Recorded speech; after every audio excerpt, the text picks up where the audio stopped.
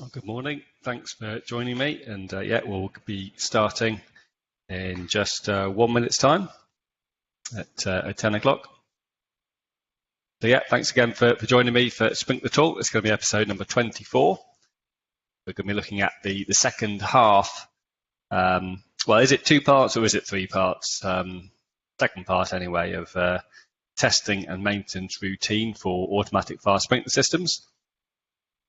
So in episode 23, we looked at the daily, weekly and monthly activities. And today we are going to be looking at the quarterly, half-yearly, annual, and then 3, 5, 10 years. So all that, all the stuff basically from quarterly upwards, but not including the 25-year inspection. Save that treat for next week, talking about the 25-year inspection. So yeah, it is now 10 o'clock. So yeah, I will get going. So yeah, again, thanks for joining us. So this is second part of the sprinkler testing and maintenance routine. My name's Andy, and I work for Project Fire Products Limited.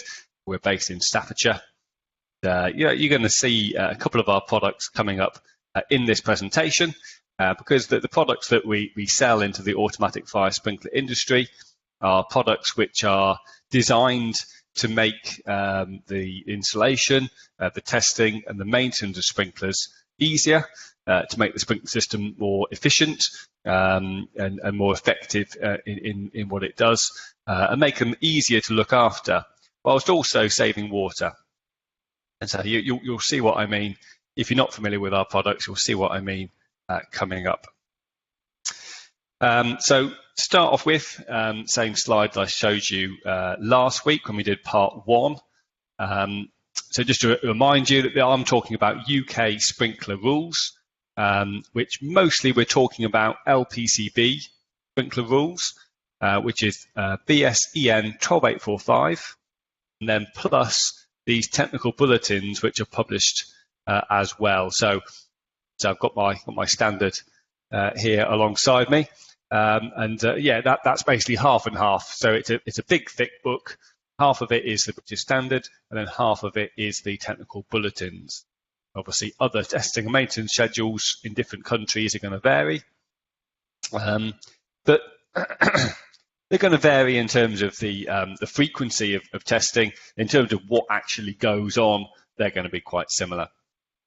If you want to know about residential sprinklers, testing and maintenance routine is covered in Sprinkler Talk 16, where I look at residential sprinklers part 2. So I've covered that section in there. Okay, that's out of the way. So let's get on with it. So we're kind of picking up now on the quarterly routine. And if you remember last week, I said that I've got 2 sort of halves of the screen here, the purple side and the white side. So the purple side on the left is showing the testing and maintenance routine based on the British Standard. And on the right-hand side, I've got the testing and maintenance routine based on the technical bulletins. So that is a little bit confusing, I suppose, that we've got 2 ways of doing things. As I say, you know, what you're doing is the same. Frequency you're doing it has been slightly adjusted. So generally speaking, people are going to be following the technical bulletins if you want your system to be sort of LPCB approved and sort of stamped and signed off. But just for kind of the ease of going through things, I'm going to be looking at the purple side. So I'm going to be going through the British Standard side. But obviously, you can just keep your eye on the right-hand side as well and just see how things have been kind of moved around.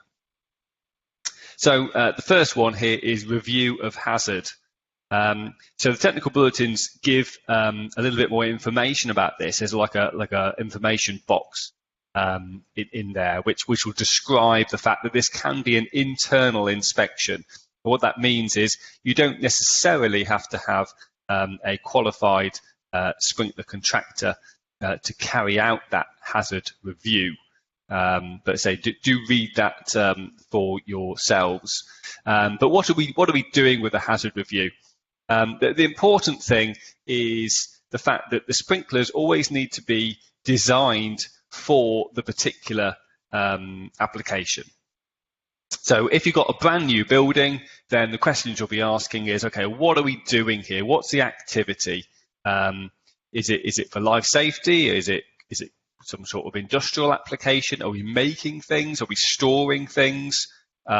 Is it a restaurant? Is it a shop? If so, what kind of shop? Are we selling fireworks, or are we selling non-flammable metalworks? It does make a big difference in terms of what's actually going on. We design the sprinklers for that specific purpose, and obviously the sprinklers are also designed for the particular room that they're in as well. So if what we're doing changes, or the construction of the building and the layout of the building and where the walls are and the ceiling heights, and if any of that stuff changes, then we may well need to update the sprinkler coverage in order to match the application and the way in which it's laid out. But as far as I'm concerned, an easy hazard review is to simply ask yourself, has anything changed? Have we knocked any walls down, or are we planning to? Have we changed what we're storing or what we're doing? If you can say, yeah, we're doing exactly the same as we did last quarter, then really that's a hazard review complete. But you just need to bear in mind, say that any changes you make to your activity or to the building may result in a sprinkler sort of alteration to then best match what you're doing. So if anything has changed, then you would need to get a sprinkler contractor to come in and at least give their opinion. Then obviously they might come in and say, no, that's fine. You can carry on with what you've got, but you need to check that out. Number 2, check sprinkler heads.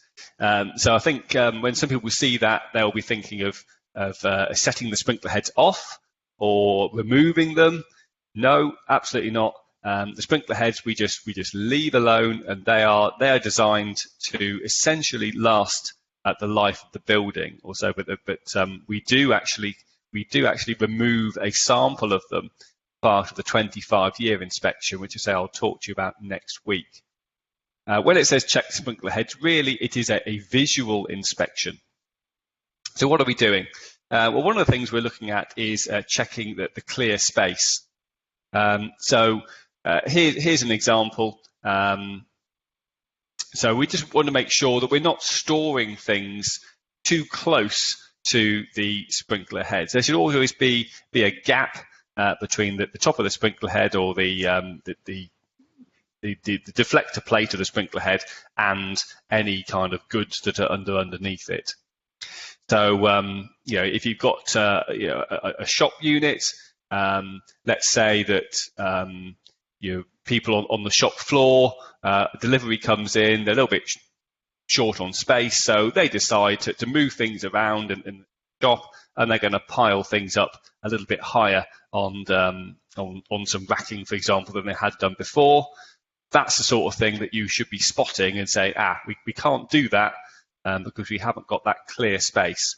And that clear space is important for the head to actually discharge the water correctly. So if we get too close to it, we kind of block it off, and it doesn't then give us the coverage that it's designed to do. So there's some notes on there on the screen. So section 12.1 in BSEN 12845 talks about the clear space requirements, and that varies on the type of sprinkler head and the hazard classification. And so it's the same whether it's an upright head or a pendant head. So you measure from the deflector plate to whatever is below. And there's also some information for residential, 9251 in section 5.5 and 16259 in section 11.5. So again, there are similar ideas.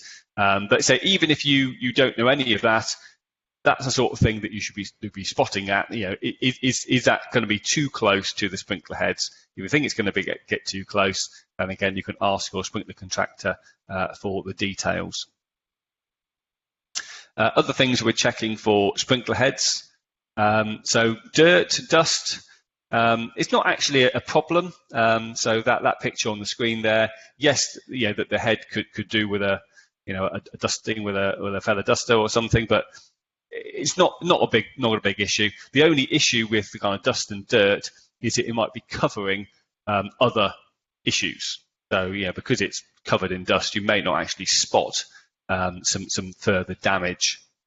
Obviously, you need to be very careful when you clean the sprinkler heads. So say I suggest just a kind of a light feather duster or something.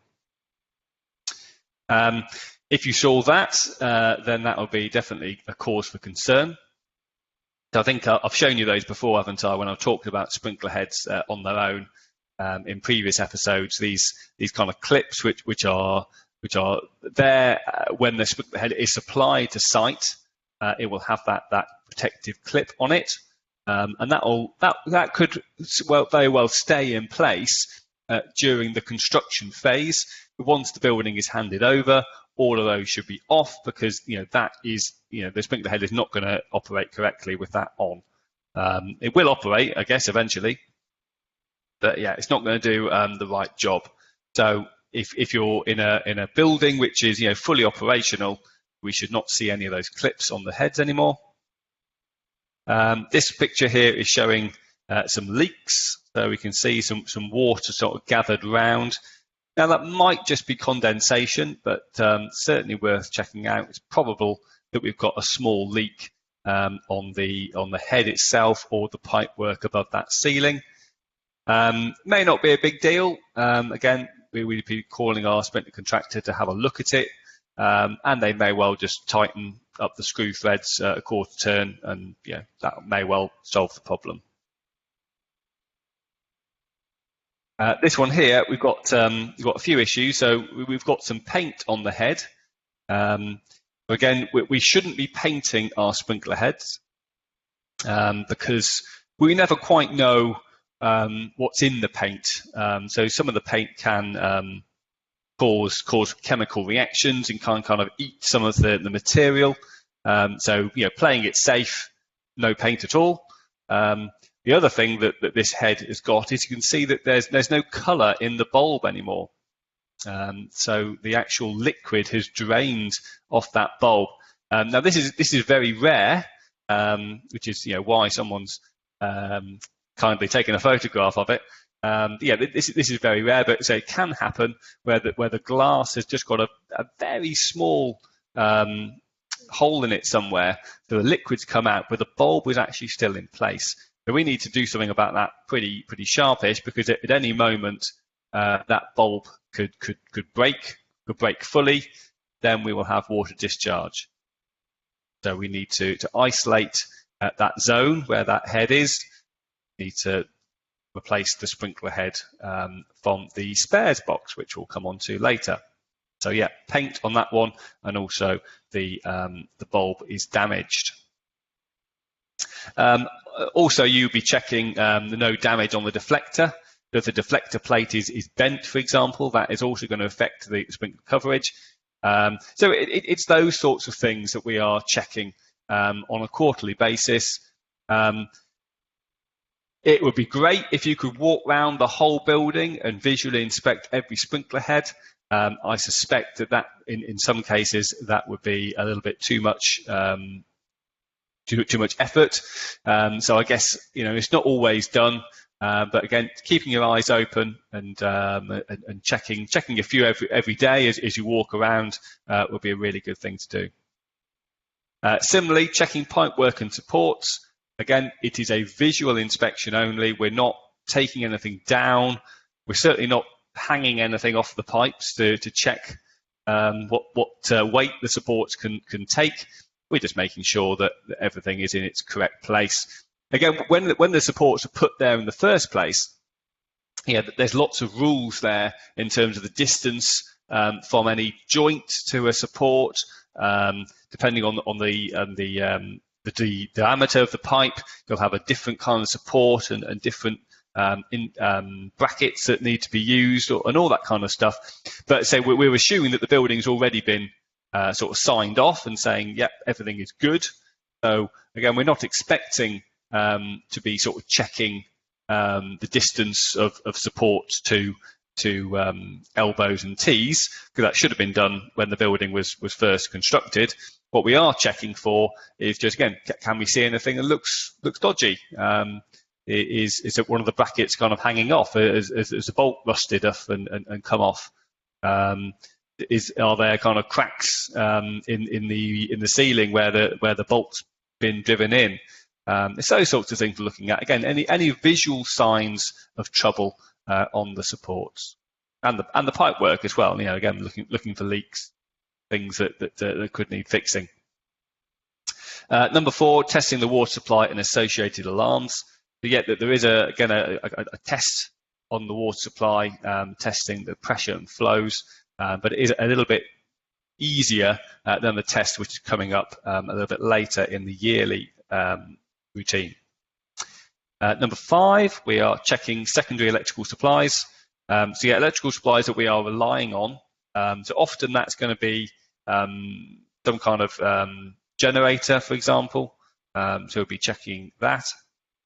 Exercising stop valves is something which again is not always done.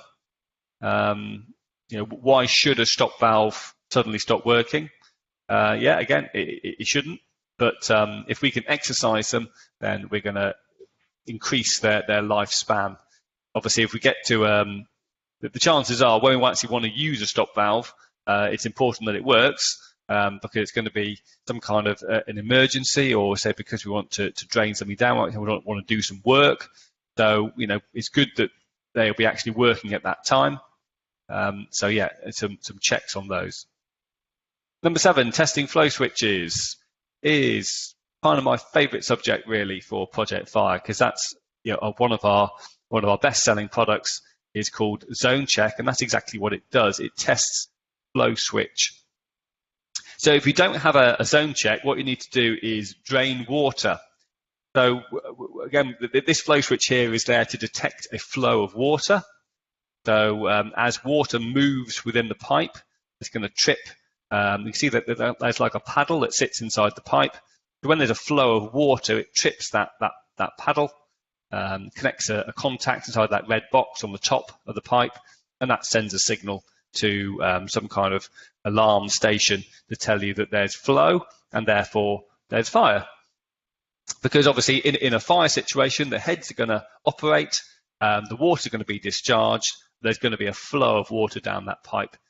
So that's what it is. It's a fire signal. It should be treated as a fire signal, and it'll give you the location of that fire to the zone where it is located. Obviously, draining water is not only a waste of water, but it's also a waste of labour.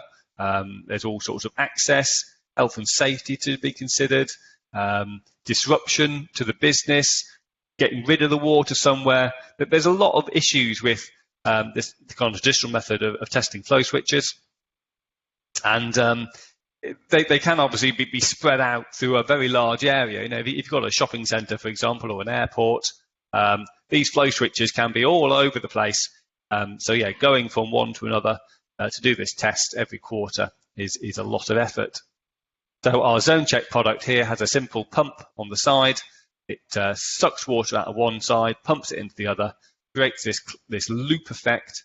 So we're testing the flow switch in an approved manner, using water at the correct flow rate, and then we're generating a signal. So this ZoneCheck is approved by LPCB, FM, UL, and VDS. We also have a product called ZoneCheck Addressable, which is even better, which means that we can test all of the flow switches in the building remotely from a central controller unit. And we can also do the monitoring of the zone valves as well. Take that on our system. Very happy to talk more about ZoneCheck Addressable. Do get in touch if you want to know more about that, the benefits that it brings, and maybe we could compare it to some other addressable systems. Other people will claim that theirs is addressable, but ZoneCheck is the only one that actually does remote testing and monitoring of the flow switches. Back to the quarterly routine. Another thing is checking the spare parts. Spare parts basically means sprinkler heads. So you need a quantity of sprinkler heads in stock that are ideally going to match the ones that you've already got installed. So they'll be the same type, the same finish, the same age. Obviously, as time goes past, they may be more difficult to get hold of. You may have to choose a similar head, but yeah, there should be a stock of them.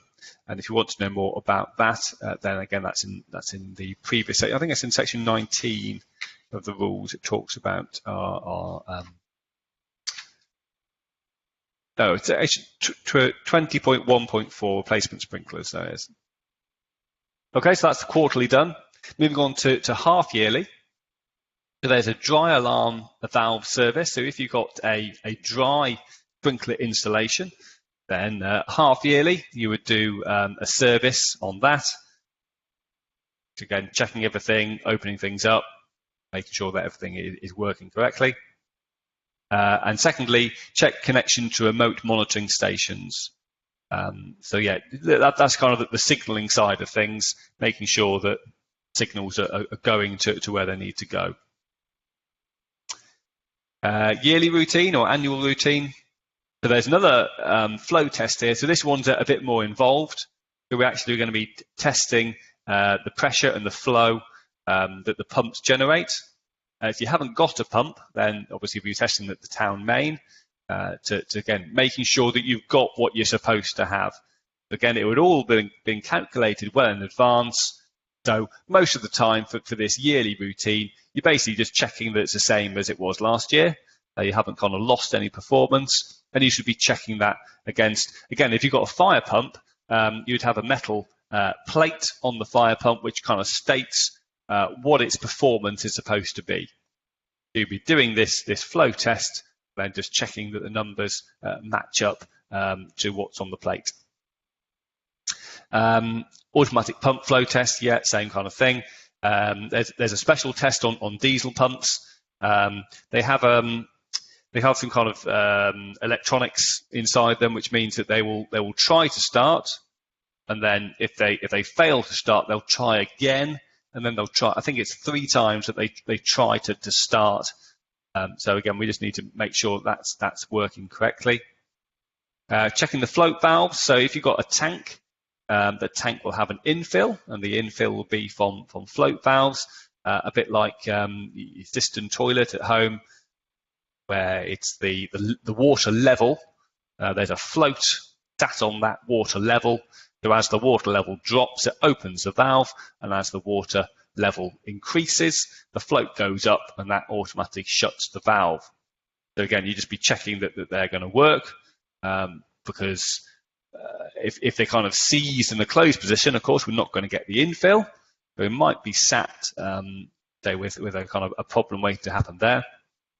Or they're not going to shut off properly, in which case we're going to have overflows, and we're going to waste water and maybe cause some damage. So checking the float valves, yeah. Pump suction strainers and chambers. So yeah, things that kind of need servicing, particularly anything that is going to be straining and that needs cleaning out, for example, that needs to be done. And then 3, 5, and 10, these are really all to do with tanks. The exception, TB203 on the right-hand side, checking dry pendant sprinkler heads. But all the other ones are to do with tanks. So that's why sometimes you'll have tanks referred to as a 3, 5, or 10-year tank. Because depending on their construction, the approvals, what kind of equipment you've got in there, it'll require servicing in 3, 5, or 10 years. One point that I would make, which my previous director kind of was very passionate about, is this idea that you hire a sprinkler servicing contractor, and you have a contract with them. Do you take out a 20-year contract with your sprinkler servicing contractor? Probably not. It might be a rolling contract. You might go for 3 years. So at the end of those 3 years, maybe you go out to have another quote, and maybe you hire a different sprinkler contractor. Okay, let's say you've got a tank that needs inspecting on 5 years. So obviously that will fall into the second sprinkler contractor's reign, if you like, over the system, if you follow me. So we do need to kind of keep a track of how far along we are, because the one sprinkler servicing contractor may not necessarily pass on the information to the subsequent one. So again, I think it's up to the building owner to kind of keep good records and understand where they are in this kind of time period, to make sure that these things get done. Otherwise, they'll just never get done, because each new sprinkler contractor will start again essentially from 0 years, and these won't get done. They won't get picked up. And so that is it for sprinkler servicing and inspection. 25-year inspection is the exception, and that is coming up next week. So as you can see, there is a fair bit to do, but a lot of it isn't quite as scary as it sounds. But yeah, it is important. These sprinklers are there to do an important job. There's no point in having them if they're not going to be reliable and actually going to work when called upon. Obviously, the vast majority of sprinkler systems are never actually going to be called into useful service, but we need to maintain them on the expectation. Obviously, there could be a fire any day. And yeah, sprinklers enjoy an excellent reputation as being reliable and being effective. And if we don't look after them properly, then it's going to be difficult. If we get a fire where the sprinklers don't work, it's difficult to then say, but they didn't work because this valve wasn't exercised and the valve failed. The headline in the newspapers is just going to be, sprinklers don't work. And that's obviously what we don't want for the industry. All right, so that is it for today.